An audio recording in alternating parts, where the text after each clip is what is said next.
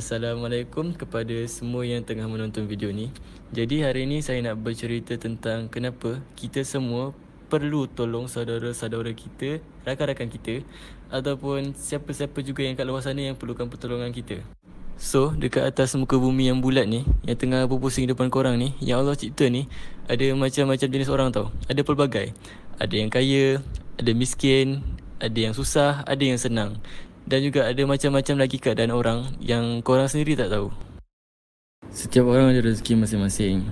Dan macam yang saya cakap tadi, saya nak kaitkan topik ni antara orang yang bernasib baik dan sebaliknya, serta kenapa kita kena tolong mereka. Dalam kehidupan kita, orang yang susah ni kan, dan nama pun orang yang susah, mestilah dalam hidup-hidup mereka ada banyak jenis cabaran yang diorang kena hadapi. Tapi dalam lumrah hidup kita ni, mestilah ada yang saling tolong-menolong kan.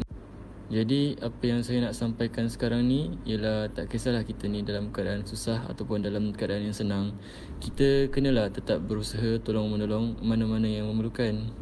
Dekat realiti ni pun, kadang-kadang orang yang senang ni pun boleh ditimpa musibah.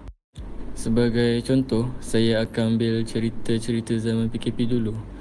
Waktu tu kan, kita tengok ada berita tentang bercakap pasal juruterbang kena pecat. Doktor-doktor pula sibuk bekerja dekat hospital sebab ramai sangat pesakit. Dan salah satu yang paling teruk ialah berlakunya banjir-banjir besar di sesetengah negeri dekat Malaysia ni. Nasib baiklah masa tu juga kita ada nampak pelbagai jenis lapisan rakyat yang turut membantu mengulurkan tangan kepada mereka yang kesusahan. Salah satunya kita dapat contohi abang yang angkat bot pakai MyV2 ataupun Ustaz Elvid Liu yang sentiasa bergerak ke sana ke sini menolong masa-masa banjir. Jadi ada satu benda penting yang korang kena tahu tau. Sebab Nabi pernah pesan kat kita, orang yang menggembirakan sahabat-sahabatnya, saudara-saudaranya, rakan-rakannya, sebenarnya secara automatik tengah menggembirakan Allah juga. Lepas tu ada satu lagi hadis ni tau, yang Nabi kata, sesiapa yang mempermudahkan urusan seseorang yang dalam kesukaran, Allah akan memudahkan balik kesukarannya di dunia dan di akhirat. Antara contoh paling mudah kita dapat lihat zaman ni ialah apabila seseorang itu aksiden. Contoh si Fulan ni aksiden, mesti akan ada orang sekeliling yang akan bantu dia. Tolong alihkan kereta dia, tolong andai kata dia pingsan, tolong alihkan dia ke tepi.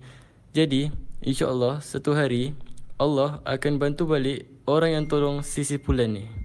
Dia macam bak kata orang putih ni tau, yang bunyi dia macam what you give, you get back gitu. Dengan itu secara ringkasnya, kita secara tidak langsung dah meringankan beban masing-masing. Dan atas sebab tersebut, Allah akan sayangi kita, meredai kita, dan sambil-sambil tu kita juga dapat merapatkan silaturahim sesama kita sendiri.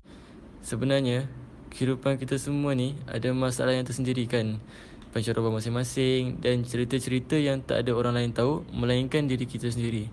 Tapi, dalam kita menghadapi masalah-masalah tersebut, Allah dah sediakan penyelesaian bagi semua masalah yang kita hadapi, iaitu dengan sentiasa membantu orang lain.